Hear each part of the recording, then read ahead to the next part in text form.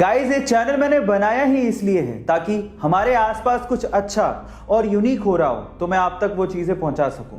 और उसी कड़ी में आगे बढ़ते हुए आज मैं आपको एक ऐसे इंडियन आर्टिस्ट से मिलवाने वाला हूं जो अपनी आर्ट को किसी ब्रश या पेंट से नहीं बल्कि एक सिंपल सादे से टाइपराइटर से बनाते हैं। है ना ये अमेजिंग? जी हाँ गाइज, सिर्फ टाइपराइटर से वो ऐसी पेंटिंग बना डालते हैं जो आपने कभी सपने में सोची भी नहीं होगी। मिलिए ऐसी गुरुमूर्ति से जो कि बेंगलोर से बिलोंग करते हैं और अपनी इसी यूनिक आर्ट की वजह से वो पूरी दुनिया में पेंटर्स और आर्टिस्ट में बहुत ज्यादा फेमस भी हैं। सो गाइज, ये आर्ट और ये आर्टिस्ट आपको कैसा लगा और क्या आपको being an Indian proud feel हुआ? चैट सेक्शन में लिखना मत भूलिएगा।